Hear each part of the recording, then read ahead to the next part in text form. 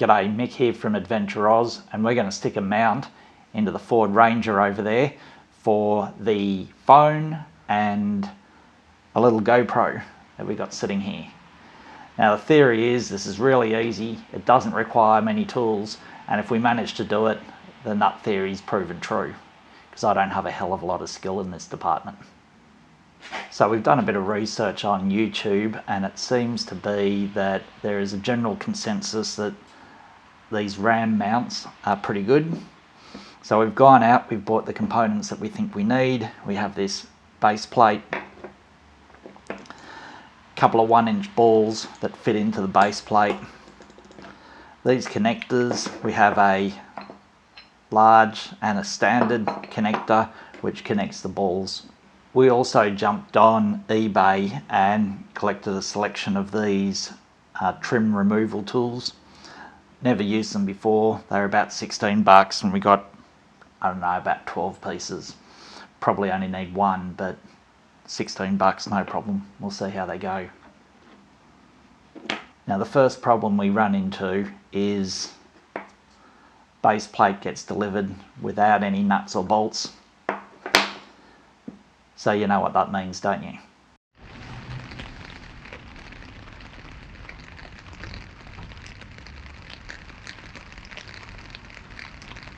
Righto, back from Bunnings, and as you'd expect, they didn't have everything we'd need. We did get some nuts and bolts to attach to that base plate. They're just slightly smaller than what we probably need, so we'll just have to make do with what we've got. Some washers, a couple of bits and pieces, and we're going to run a cord down the back as well. The missus doesn't have a great deal of faith in what we're doing here, so she's actually gone out and bought another piece, which is the tray that sits up on top of the Ford Ute dashboard. I'm pretty sure she expects me to stuff this one up completely. I should say at this point we've got a 3-inch mount board. That is the only size that will fit in here. And if you have a look on the back of these trays, there's only one place which is going to fit, and that is unfortunately at the back of the tray. Otherwise we'll be drilling into these things on the side. That might mean that we actually probably should have bought 2 of these, but we'll see how it turns out. This small one might be a little bit too small, given it's sitting at the back of the tray. But let's give it a whirl. We're going to start destroying things now.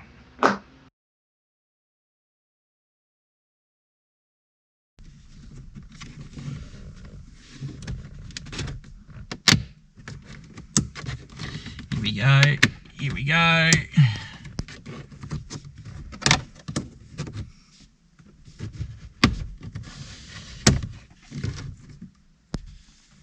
Look at that. Right tool for the right job.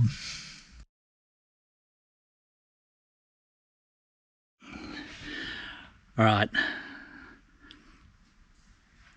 To be honest, this was a little bit difficult. I'll show you what we've done. The other side we couldn't get to, but we've come through on the passenger side behind the glove box and got it up behind there somewhere. Not sure if you can see anything. There was all of about a finger room, and ultimately I ended up shoving the small end through here, back up there, and now we'll run it down underneath the center console. Whew. Gonna need a beer after that one.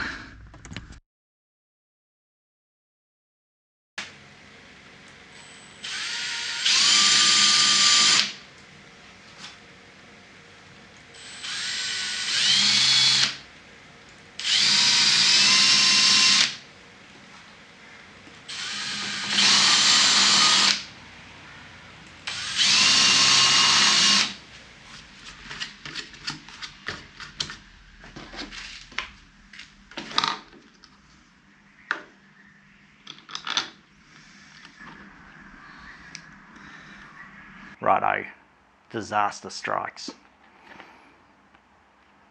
these bolts are too long. When we try to put it in back into the tray position, touches the plastic that's underneath. Looks like it's just these three. They were 25mm bolts. I think we're going back to Bunnings.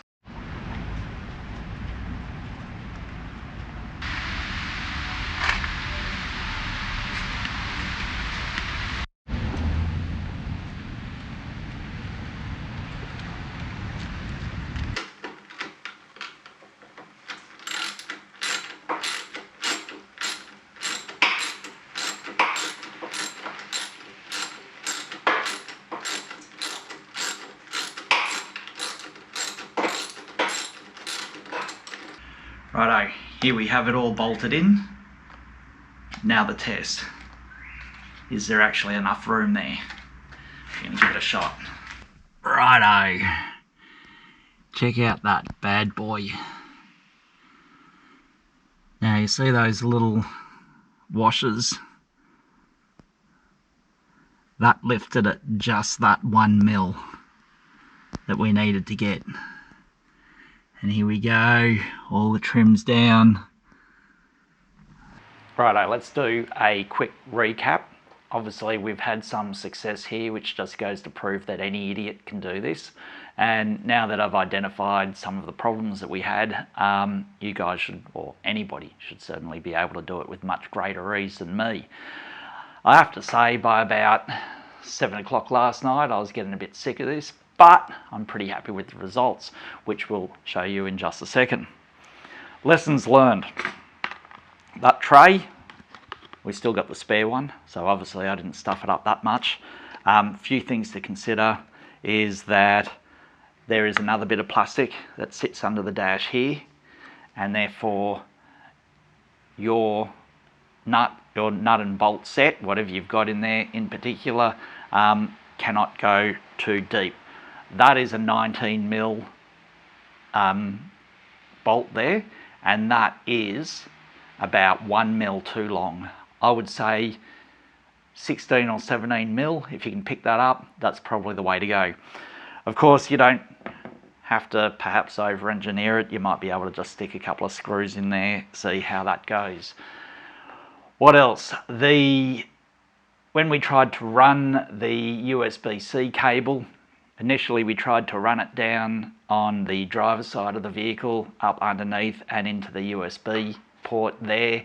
That wasn't such a good idea. We spent a lot of time mucking around trying to get trim off, and ultimately halfway through that we realised it would be a lot easier to run it down through the passenger side behind the glove box, which is quite easily to push in the sides and pull out. It's a bit of spaghetti back there.